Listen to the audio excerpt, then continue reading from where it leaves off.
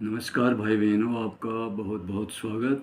आज हम जिस पौधे के बारे में जानकारी प्राप्त करेंगे, इसका नाम चौलाई सामान्य भाषा में बोलते हैं और इसका वानस्पतिक नाम एमरंथस रेट्रोफ्लेक्सस है। ये एमरंथिएसी कुल का पौधा है। भाई बहनों, हमारा उद्देश्य आपको ऐसे पौधों के बारे में जानकारी देना है जो हमारे चारों ओर आसानी से उपलब्ध हो जाते हैं और जिनसे हम प्राथमिक उपचार के तौर पर अपने प्राथमिक चिकित्सा कर सकते हैं। अपने रोगों से हम अपने आप को बचा सकते हैं।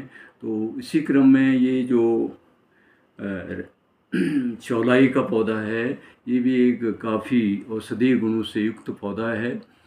इस पौधे की विशेषता यह है कि ये एक वर्षीय शाकीय पौधा होता है। इसको सामान्य रूप से हमारे देश में जो पहाड़ी राज्य हैं जैसे हिमाचल प्रदेश, उत्तराखंड, कश्मीर या अन्य सभी जो पहाड़ी राज्य हैं वहाँ पर इसको व्यावसायिक रूप से इसको उगाया जाता है। इस पौधे के दाने से जो बीज प्राप्त होते हैं उनको रामदाना के नाम से भी जाना जाता है। तो साथियों, जो ये पौधा है, इस पौधे की पत्तियों और इसके दानों में पर्याप्त मात्रा में protein, calcium, magnesium, iron, vitamin C, vitamin E आदि पर्याप्त मात्रा में पाए जाते हैं। इस पौधे की जो पत्तियां होती हैं, इसकी पत्तियों में या दानों में जो कैल्शियम होता है, ये गेहूं से 10 गुना अधिक होता है और दूध से लगभग 2 गुना अधिक होता है। इसीलिए इस पौधे का जो उपयोग है, मुख्य रूप से जो जोड़ों का दर्द है या जिसको गठिया रोग कहते हैं या संधिवात कहते हैं, इस रोग में किया जाता है। इस पौधे की जो पत्तियां होती हैं, इस पौधे की पत्तियों का रस और इसकी जो सब्जी होती है, ये जो संधिवात या जोड़ों के दर्द के जो मरीज होते हैं या जोड़ों का दर्द जिन व्यक्तियों को होता है, मुख्य रूप से वृद्धावस्था में ये रोग होता है।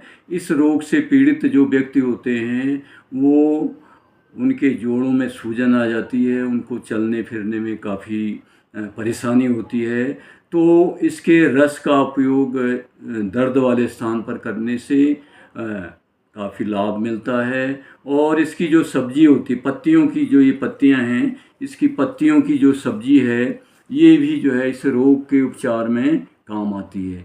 साथियों, जो ये जोड़ों का दर्द जिससे अधिकांश लोग पीड़ित रहते हैं या गठिया रोग है, इस रोग में काफ़ी वेदना जो है जोड़ों में होती है। तो उससे निजात पाने के लिए, उससे छुटकारा पाने के लिए इसके ये जो चौलाई है, इसके रस के साथ साथ जो करेले का रस होता है, करेले के रस का भी प्रयोग इस पर किया जाता है, क्योंकि इसमें पोटेशियम की मात्रा पर्याप्त मात्रा में होती है करेले के रस में। तो करेले के रस का भी प्रयोग किया जा सकता है और उसके साथ साथ नियमित रूप से करेले और ये जो चौलाई है, इसकी सब्जी का उपयोग करने से जोड़ों के दर्द में काफ़ी राहत मिलती है, इससे फ़ायदा मिलता है। इसको हम प्राथमिक उपचार के तौर पर उपयोग में ला सकते हैं।